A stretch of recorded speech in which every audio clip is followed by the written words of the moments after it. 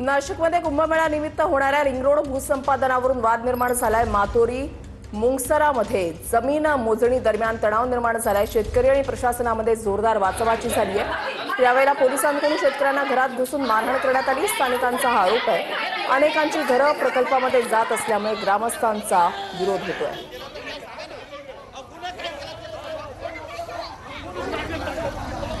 घरामध्ये ना फरफटून हे करून खूप मारहाण करायची। बायकांना खूप म्हणजे त्याने त्रास दिला। पवन दत्त आहे ना, असा काठी फिरवायचा नुसता बायकांवरती।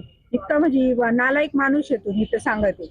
हा इथं मारलंय, पाठीला मारलंय। माझ्या 4-5 जणींना धरलं होतं त्या पोलिसने, काट्यामध्ये लुटून दिलं।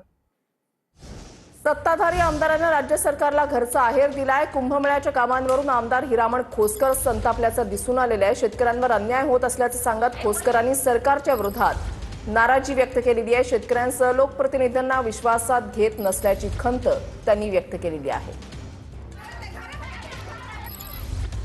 अर्धोदा मीटिंग घेतली असती, यांनी कोणालाच विश्वासात घेतलं नाही। जो काही अन्याय झालेला अतिशय नाशिक जिल्ह्यातल्या शेतकऱ्यावर अन्याय झालेला आहे। या बाबतीमध्ये मी नाराजी शासनावर व्यक्त करतोय। आजीला इतका मारलेला आहे, त्यांनी त्यांच्या अधिकाऱ्याला सूचना द्यावा।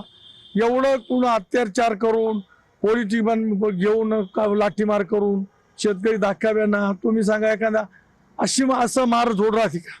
मी सीएम साहेबाला विनंती करणार आहे, महसूल मंत्र्याला विनंती, ज्या प्रांत अधिकाऱ्यांनी एसडीएम अधिकाऱ्यांनी जे स्वतःहून त्याला अधिकारच नाहीये, आम्हाला विश्वासात न घेतलं। आज जर आम्हाला विश्वासात घेतलं असतं तर आम्ही शेतकऱ्यांची मानसिकता तयार केली, त्यांना सांगितलं असतं। 4 दिवसात मीटिंग घेतली असती, यांनी कोणालाच विश्वासात घेतलं नाही। जो काही अन्याय झालेला अतिशय नाशिक जिल्ह्यातल्या शेतकऱ्यावर अन्याय झालेला आहे। या बाबतीमध्ये मी नाराजी शासनावर व्यक्त करतोय। आपल्याच मतदारसंघामध्ये कुंभमेळा होतो। आपण जर बघितलं तर त्र्यंबकेश्वर कुंभमेळा होतो। जर कुंभमेळा स्थानिकांना उघड्या रस्त्यावर पाडून त्यांच्या सगळं नुकसानी करून जर कुंभमेळा होत असेल तर काही उपयोग नाही।